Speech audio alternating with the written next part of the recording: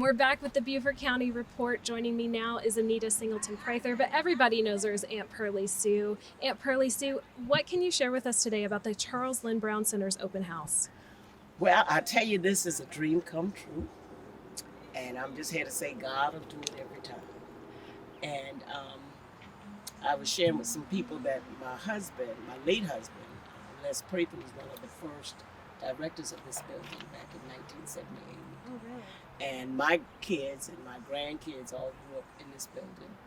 Out on the lawn area out there used to be a merry-go-round that so I grew up just 2 blocks from here.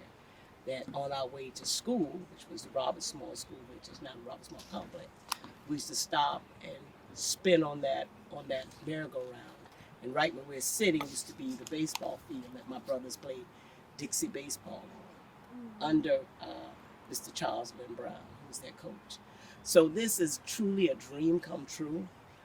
This building used to be the heartbeat of this community, especially for our young African American youth. And I don't know what happened. I guess life happened. And before we knew it, the kids were no longer allowed in here for whatever various reasons things happened. And then maybe about 12, 14 years ago, my grandson was at the swimming pool next door, and my neighbor, who was my best friend, that also grew up in this neighborhood, called me and said, is Sadiq at the pool? I said, well, yeah. She said they just had a drive-by shooting. And there was a drive-by shooting across the street at the over there at the outdoor basketball courts. And I jumped up, I grabbed my keys, and I saw some young people walking, and I knew they were involved, and I called them over to see what was happening. And they told me, somebody from another area came and shot at them.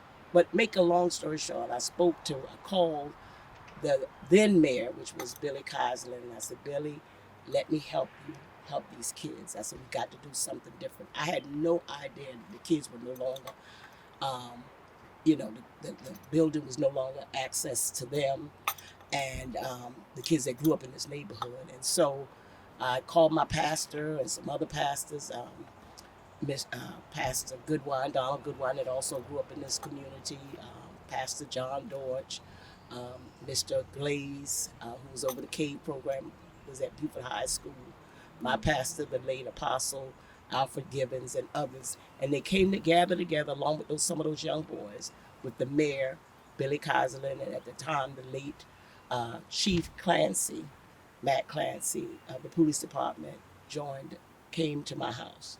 And we sat and we started talking about what can we do to help these young people to find a safe place for them to be. And so that journey started over 15 years ago, and here we are today. Oh, wow. And when Councilman Mitchell came in, he picked up the baton. Alana Jenkins Marshall, she came in.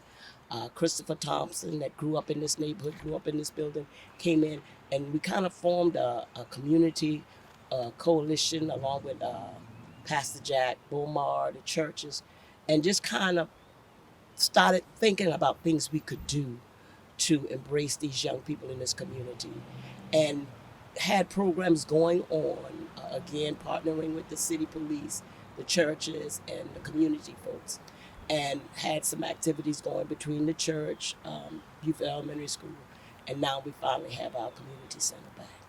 So I am so excited about what can be offered, and we know what can work, because when we first got a hold of this building, I guess, like I said, over about 12, 15 years ago, we didn't have any monies. The building needed a lot of work. People came in and cleaned and swept, and kept petitioning the county, kept petitioning the recreation department to do something, but that didn't stop us. And we were able to utilize the building, and we had about 50 volunteers that were vetted through the police department. And we were offering things like music classes. We had a karate team that went from about 70 to 75 kids that won some championships. We had double dutch. We were getting ready to start an equestrian program, because my late pastor, had horses that he donated to the Black Cowboys Association. We were going to do organic gardening with the kids, and partnering with like Clemson Extension and all that. So it was going to truly be a community center. So I'm glad now, finally the vision and reality has finally come together, and we can hopefully start some of those programs again that were started with little or no money, but just people loving this community, loving the children, and wanted to make a difference. So I am so grateful to God for His faithfulness. Thank you so much for sharing that with us today. And it's so clear that this community center means so much to this community, and we're thrilled to see the transformation. Yes. Thank you so much for joining me for the Beaufort County Report.